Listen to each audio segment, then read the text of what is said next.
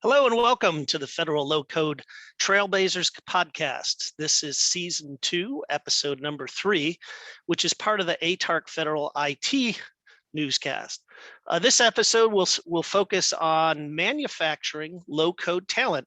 My name is Bill Bunce. I am an account executive with Pegasystems, and I am the industry chair for the ATARC Low Code Working Group, which is a subset of the ATARC DevOps technology pillar.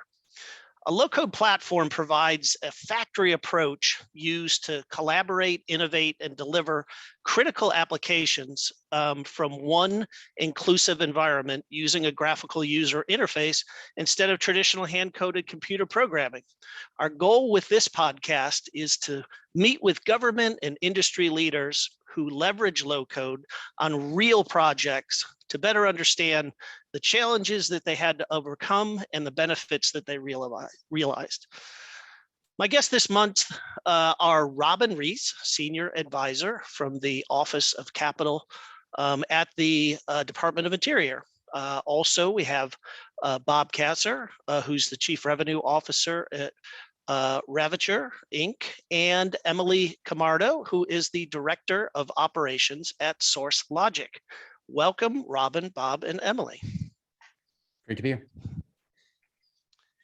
Why don't we kick things off by having each of you just introduce yourself. If you could share your relationship with low code, and maybe Robyn, if you could go first. Sure, I'm happy to give that a go. Hi to you, Bill. Hello to the audience. Happy to be here with the colleagues that are joining us today.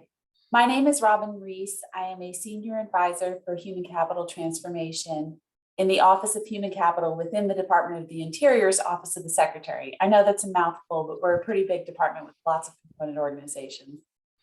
There are many parts of the Department of the Interior that are using low-code platforms, and the investment that I manage specifically leverages low-code web development software in addition to artificial intelligence and machine learning to reduce the need for custom code. For my initiative, that use of low code was deliberate, and I hope to talk more about that later during this podcast. But by way of background for your audience, Bill, I'd like to offer that I've grown up in the information technology community in the federal government, and I've had an insider's view of custom applications that require official change requests, backlog prioritization, identification of funding, scheduling for enhancements and release. And all of that takes time and results in users or employees waiting for the functionality they need. I believe that insider's view has given me this understanding of how important data availability is to being able to take advantage of low or no code options. And quite frankly, in the world of human capital, which is where I sit today, we have some work to do before we can truly benefit from the efficiencies and speed that low code platforms can use. So I come today with information on what we can do in parallel to taking baby steps into low code software usage.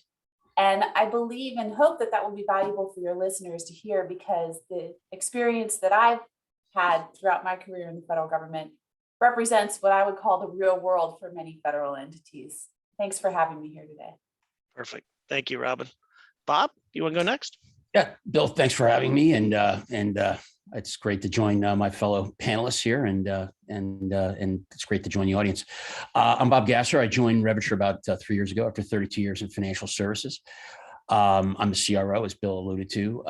Revature is the largest hire, train, deploy firm in the United States. In other words, we've trained close to 9,000 software engineers over the last 5 years, and they come from a variety of different backgrounds. I'd say half are CS and STEM, and the other half are really liberal arts majors. And we serve 8 of the top 10 systems integrators in the world, 3 of the top 5 consulting firms, a variety of federal contractors, 6 of the top 10 banks in the United States. So we have a pretty broad portfolio of enterprise clients. And really, we're following their strategic path, their tech stack, and that's evolving rapidly into low code and sometimes no code applications, right? So we have enterprise technology partners. We're very proud to call Pega a partner. We're an authorized training partner for Pega. We've trained about probably 300 folks, Pega developers, over the course of the past probably 2 years. And we see that as being a burgeoning part of our business. And I think one of the interesting things about it is it opens up the top of the funnel in a very fulsome way in terms of a career pathway in the information technology space. So if you think about it, there's maybe 70,000 folks that graduate with a CS degree in the United States. The estimates are there's probably demand for probably 400,000 folks. So what we've done with the top of that funnel is we've really democratized it. We have French literature majors that flourish in our program. We have music majors that flourish in our program.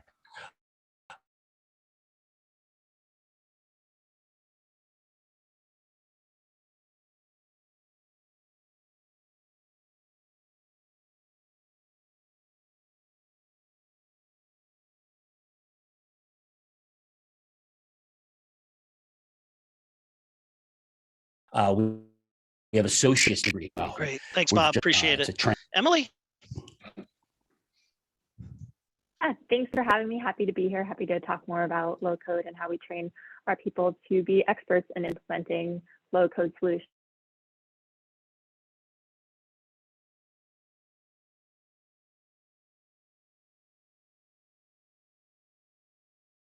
So as Bill said, a VC, and we implement Pega, which is a low code technology that Bill definitely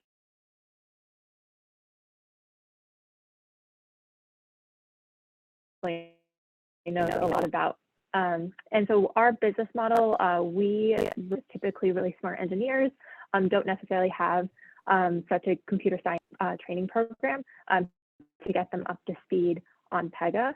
So we do strictly in-house training for low code, and we found that model to be really successful in supporting our mainly federal clients here.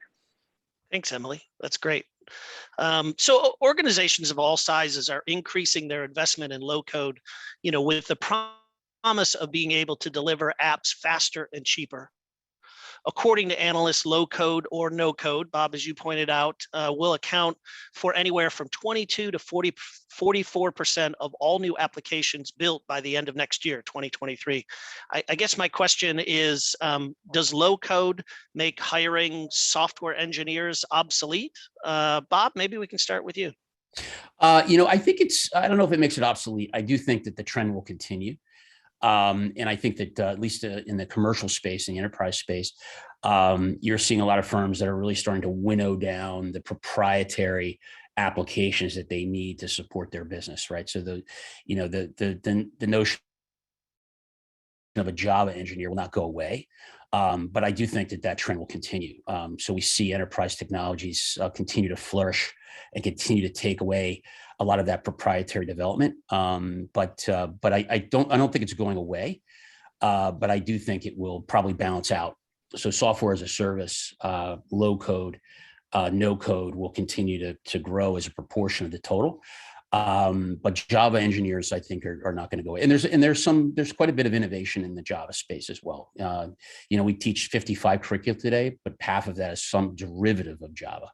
The other half would be enterprise technologies like Pega. So, I think we see it's a balance, but I think at the end of the day, I think that number will probably approach something like 50% probably by the following year. At least that's what we're seeing in the tech stack amongst our clients.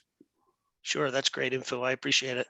I was trying to be just a little provocative. I didn't think that that's okay. We would stop hiring computer science majors. Robyn, Emily, your thoughts? Yeah, I'd love to jump in here, and by no means the expert on where the world of software engineering is going, but I appreciate the provocative question, Bill, because I think that we often stimulate dialogue and narrative around these extremes, right? It's going to be obsolete, or it's going to be everywhere. And listen, we've just spent a major part of the last 6 years engaged in a narrative about how robots and AI will replace humans and eliminate jobs, yet that hasn't been the case. So to answer the question that you asked, my answer is no. Low code makes more people able to see themselves as software engineers, just as Bob just said. Right. And my belief is that software engineers will always be necessary and critical for the digital world we live in. They will always have their niche.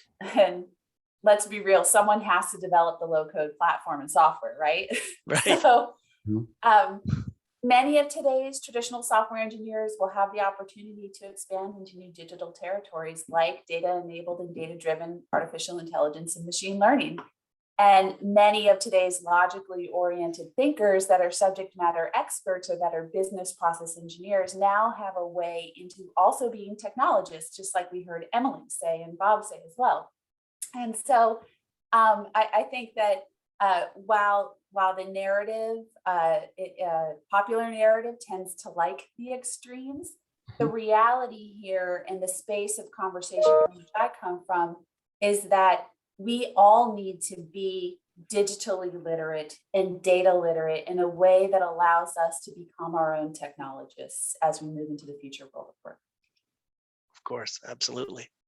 Well, one of the advantages discussed about low code is the ability to widen the range of people who can contribute to the development of applications.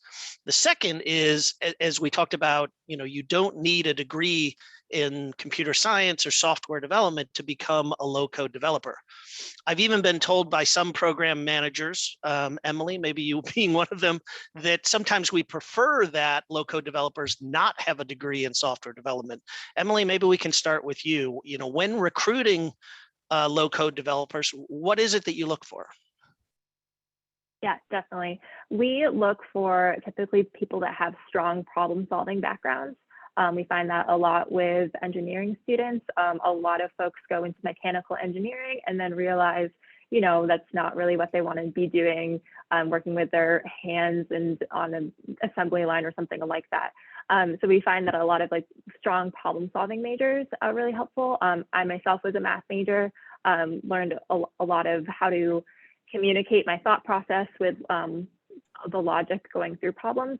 So we look for people who have strong, as I said, strong problem solving, as well as being able to communicate both with clients and understanding what business users really want for at the end of the day, to be able to build for successfully in the low code platform. That's great. Robyn, can it be easier to, or in your opinion, is it easier to grow low code developers from within the organization or to hire them? That's a great question, Bill. We need to do both.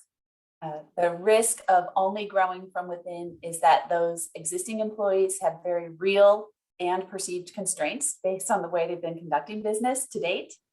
And those constraints could lead to a lack of creativity and process reengineering, which quite frankly would render the low code tools useless in terms of efficiency outcomes that we desire. So I think that there's a risk there for only looking at existing employees. That said, we can't rely solely on new thinking that doesn't consider the real world constraints of rules and regulations, particularly in the federal space. So we need to give opportunities for our existing employees to become their own technologists. And then we need to infuse those teams with brand new thinking that you've probably heard this around the federal space, that we need to stretch the rubber band really wide with fresh thinking. But we also then need to be realistic and calibrate the right amount of stretch in that rubber band that can be sustained long-term so that we don't break it. And that's where these combined teams of new talent and existing talent can really come together for the best outcomes. Gotcha. Yeah, Robyn, I think that's a great point. Our CEO likes to talk about our associates as being continuous learning animals. And I think that's really what's needed in this environment, right? So the product cycles continue to condense. They continue to condense. So, the perception that you're going to go into a career in software engineering and you're just going to do Java, I think is something that is probably antiquated, right? And I think one of the interesting things I think that the low code community and now the no code community is going to grapple with is the perception that it's not a great career pathway relative to being a Java software engineer. And it couldn't be polar opposite than that. If you try to find a Pega CSSA certified person in Atlanta, that's like finding a purple unicorn. So the market I think there's a price elasticity here too that is starting to emerge, in that you can do very well as a Pega developer relative to a Java software engineer. And I think that's one of the things that the low code community needs to dispel, is that there's only one path for even a CS major. And that's something, I think we are very, we evangelize on that point very often.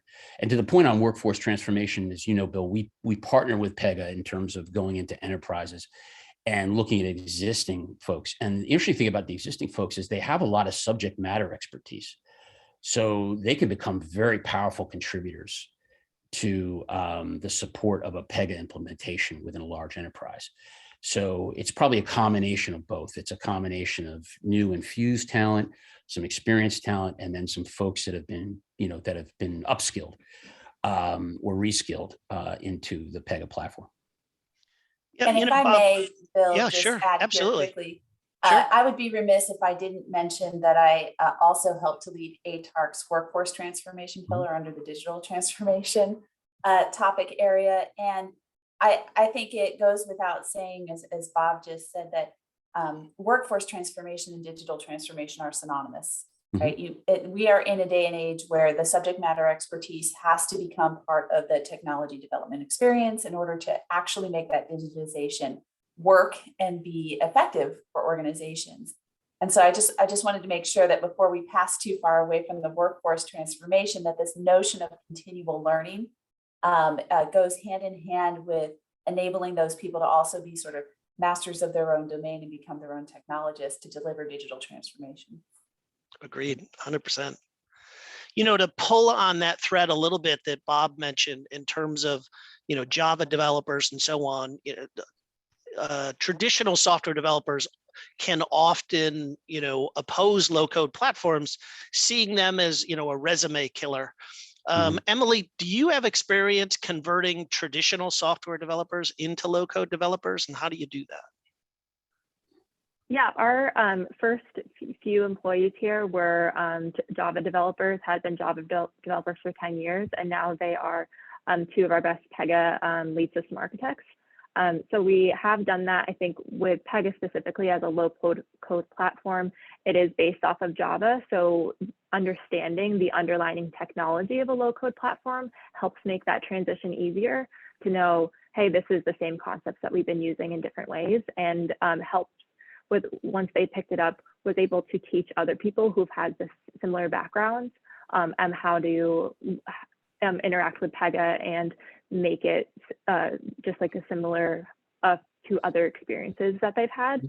With our training program that we have for our out of college students, we actually do teach them Java, CSS, JavaScript, database languages before they even touch Pega. So we think it's really important that they still have an underlying understanding of what goes into Pega development. And I think that would be true across other low code systems as well. Yep. Great, appreciate it. Low code platforms provide simple standard app features so programmers can, spend time working on the more complex work. That's the basic concept. Robyn, can you talk about, building a team that maybe includes a combination of traditional software developers and low code developers together, working together? Yeah, I can tell you that I've been at the Office of Human Capital, Department of Interior for almost 3 years now. So I can't speak from the Enterprise Office of the CIO perspective with respect to that question, but I can say that from my small team's perspective on the initiative, the IT initiative that I manage, we have this really full team that is represented with traditional web developers for low-code development software. We have data architects, we have data scientists, we have project managers, we have functional subject matter experts who understand the business space and the underlying data. We have visionaries, we have people like me who want to flip the raft we've all been sitting on and dump us out in the rapids. So I think that speaks to the need for these holistic teams that have a little bit of everything. And there are some things in any given information technology initiative where low-code software is the best answer to delivering that component of the initiative. There are going to be other elements where low-code software can't support because this particular piece is too specific and is too rules-based to really lend itself to that. But we also have some things that we don't want to use custom code for it. And we also don't necessarily want to use low-code software for it because the outcome is ever changing. And this is where I have the data science teams working with artificial intelligence and machine learning. So I suppose the point that I would want to make here is that there's no single technology solution that can address all of the nuanced needs of an evolving technology initiative. Right. And to that point, there's no single skill set or type of person you would need on the team. I think it's in my experience, I can tell you that we need them all, and we need them all to be working together and understanding how those things are integrated. Yeah, it's hard to, every project is different. But Emily, when building an agile team, what is the typical makeup of maybe citizen developers, program management, traditional developers? How does that impact your hiring process and goals? Yeah, definitely. Our traditional teams are mainly Pega developers. We like to incorporate citizen developers as it fits with the clients because we want to make sure that we're enabling our folks to take over the applications that we build long term, so they're not continuously paying folks for their support.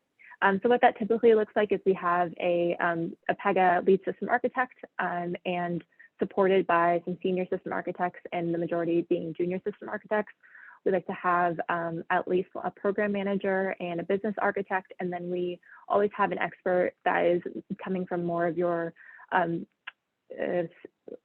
traditional software development that can assist in what Robyn was saying, integrating with other solutions, making sure that the infrastructure requirements are being met. We've also had some engagements where we have determined that the best solution would be a different front end rather than Pega, and have built that in React and have pulled in traditional web developers as well to support that. Gotcha. Bob, from the scope of what Revature does, do you guys work with reskilling employees to move into maybe a low-code environment? Oh, absolutely. Yeah, that's what I was alluding to before is, for instance, going into and I'll use an enterprise as opposed to a federal analogy, going into a bank that is now taking a piece of their back office operations, and they're basically implementing Pega to modernize that. So yeah, so there, as I was alluding to earlier, there's a domain expertise there that you want to capture, and you want to make sure I think it just makes the process that much more efficient. So they'll take some of their traditional Java software engineers, maybe even some folks that, are more operational in nature, folks that have never touched a line of code, and they'll put them into a class together. We've done hundreds and hundreds of those reskilling programs for folks. And I think there is a domain expertise element there that's vital to the efficiency of that support mechanism. Gotcha. Robyn, what, in your opinion, what's the best way to identify employees who may want to learn about low code or, gain some new skills? Ask them. It's just that simple. When I was at the National Science Foundation under the Chief Information Officer, Dorothy Aronson, who's a fantastic mentor of mine, Dorothy set the example for me and for our organization, where we embraced what we call the local IT innovators, or the pioneers, she called them. These are people who had interest in developing their own technology solutions. They had the subject matter expertise because they sat in the program where the business was conducted. And rather than telling them, no, you can't do that, that's not an enterprise IT, at the National Science Foundation, they created mechanisms to give those people who were asked, would you like to play in this space, the opportunity to play in that space in a safe and secure environment. Those pioneers then became the groups of people who helped us incubate and test new ideas. And then those, the incubated new solutions, right? Let's call them low code solutions, because now you're putting the ability to create and deploy technology to the field at the point of the need, right in the hands of the people who need it.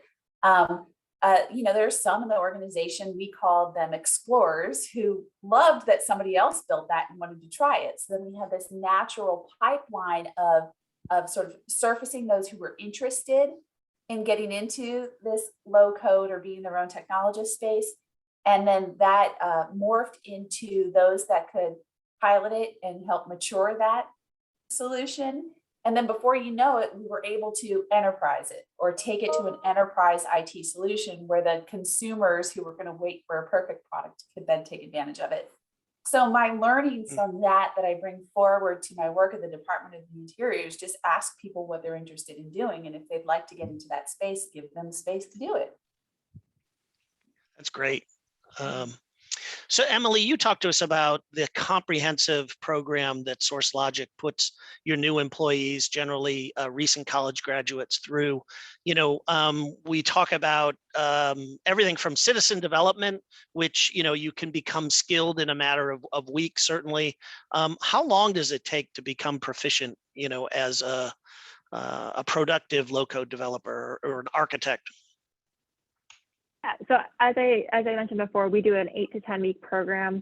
After I would say 12 weeks, we're confident that our folks can be successful on a project, but we don't see until about 6 months into really hands-on development work that they can be totally independent for what they're doing.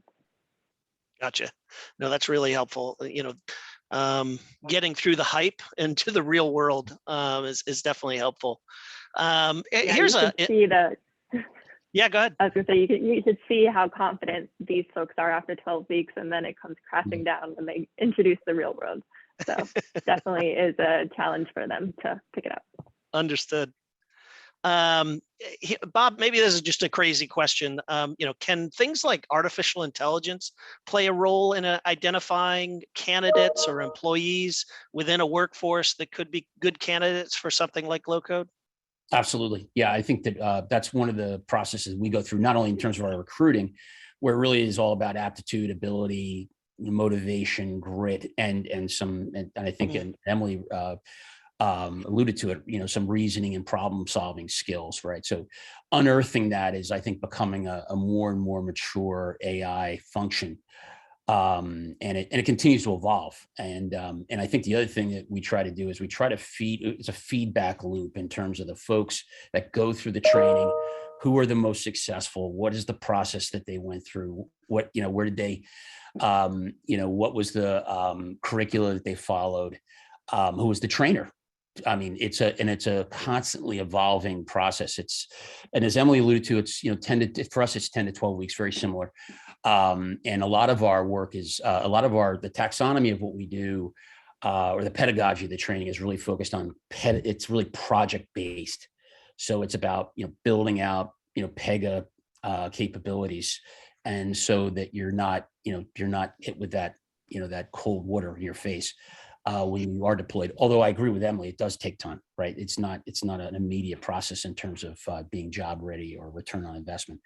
But that is, I think, one of the most fascinating things. And as we talk about, expanding the funnel, it's about how do we include more people in this as opposed to exclude them, right? So when you, when you apply as a software engineer to be a software engineer, let's say you were a chemical engineer, I'm not even going to name a school, but you go in and you place your resume into a top 3 bank in the United States. More likely than not, it's going to be sent into some ether, right? Because those folks are very self-selected. They use us to complement, I think, what is a very self-selected recruiting process on their part. So if you want to open up the funnel, AI needs to continue to evolve in terms of evaluating talent, and not only in terms of reskilling, but in terms of skilling. I think that's a fascinating space right now. Is really how do we drill down and really find folks' core competencies that they may not even know they have, right? Right. And I think that's incredibly important for low code because, as I said, you really need to expand that funnel. You need to be democratic in your assessment process. Gotcha. Well, those are all of the questions I have prepared. Maybe we can just close it out. Robyn, Emily, Bob. Robyn, maybe we can start with you. Any closing thoughts on the topic? Yeah, absolutely. I think this has been a really valuable conversation for me to hear from Emily and Bob and to be sparked to think a little bit more critically about some of the questions that you asked, Bill.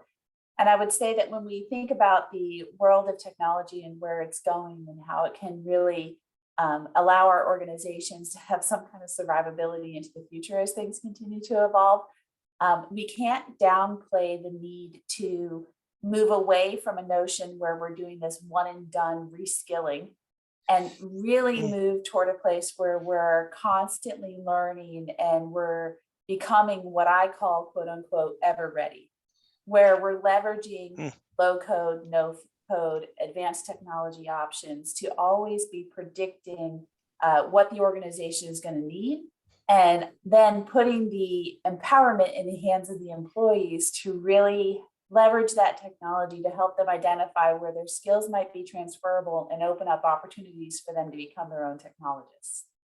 And so if we can continue moving in that direction and sparking conversation in that direction and really changing the culture of the workforce to one of a continual learning workforce that is empowered to meet their own needs at the point of need quickly, then I love to continue being involved in this conversation. We really appreciate that you all are providing platforms to have this dialogue. Appreciate it. Thanks, Robyn. Closing thoughts, Emily? Yeah, well, we are filming this at the end of March, which is Women's History Month. So I do need to mention how we have found Pega and low code to be able to increase our diversity in our workplace. And we found that a lot with increasing the amount of women that we have here.